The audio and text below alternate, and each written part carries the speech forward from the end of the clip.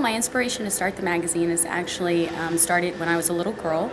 I grew up in the oil field. My dad is a master machinist, and so I was playing in his shop at 10 years old and thought I'd be an industrial engineer. So I went to school to do that and accomplish that, and decided at the last minute that I didn't want an engineering degree and went into business. And so when we had this huge oil boom, when Eagle Ford Shale came out about 2007, 2008, I kind of followed it just because I've always followed oil and gas, and because it's in my blood. And so when the opportunity came, that I noticed that there was a lot more information out there as far as the infrastructure needs, and not only that, but also transportation needs and water needs and environmental needs, that people and laymen in our communities needed to know this information, and it wasn't really quite getting there to them. So I developed a magazine, Oil and Gas magazine, which would be very well rounded and not only a trade magazine that would introduce products and technologies, emerging technologies as far as the oil and gas industry itself, but also give news and a business profile, as well as relationships and life lessons that every oil field worker goes through. It is definitely a different industry, and so it's a very well-rounded magazine to help everybody, including the layman in the community that doesn't quite have an understanding of what's going on in the industry.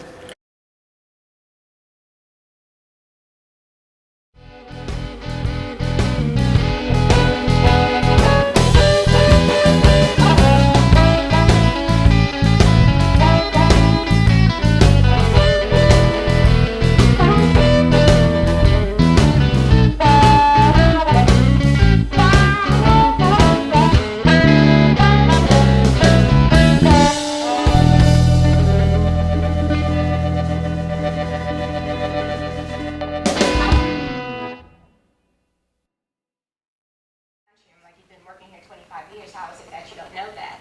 But a lot of them just didn't know. And the funny thing about it is, when we get into situations like this where we have the downturn in the industry, and then all of a sudden you've lost your job and you've been pigeonholed into this one group your whole career, well, now the opportunities for you aren't as great as they would have been if you actually got some education and some training about your industry. And so I left Chevron a couple of years ago and started energy industry support with a focus on the support professionals in the industry, and that is all support, operations, accounting, IT, administrative, helping with the career development, also helping them, companies source from that group if they're looking for people with the actual experience to hire into their companies, as opposed to just kind of shooting in the dark for people that hopefully they fit your company, but they don't necessarily know anything about the oil and gas industry. And then in that process, I started Oil and Gas Admins International, which is a trade organization specifically for the support professionals. And we do career development and training. For them, it is a global networking organization.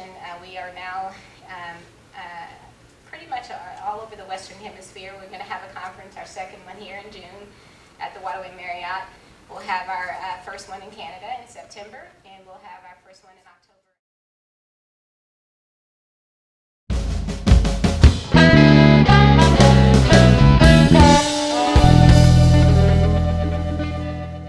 And by now I work, just like many of you, in different sectors, operations, downstream, upstreams, pipeline design. So kind of piece it all together now kind of makes sense. I'm a technical advisor for the magazine. I'll be pitching in different points of view, especially being offshore and out of the country, being able to bring the technical side of things on different points of view. So you'll be seeing my name here and there with different articles on different things. Being an expat is kind of different. I work 30 days there, 30 days here. If I say something backwards, just don't look at me funny. I just got in, so I'm kind of jet lagged. So I go there 30 days, come back 30 days. Sometimes longer, sometimes shorter. Just like everybody else, even the mighty Exxon is going through challenges right now with the whole oil prices and whatnot, but by any means they're not slowing down. The oil business doesn't slow down. The oil is there, it's coming out. Somebody's going to buy it eventually. So it's a good time to get into the industry. Stick with it. Stick with this, guys. Do the training and stuff like that. And I apologize, I don't have any business card. Like I said, I'm jet lagged, so I barely put myself together to come over here. So, but you guys see my email somewhere here and there, and I'm always open for questions.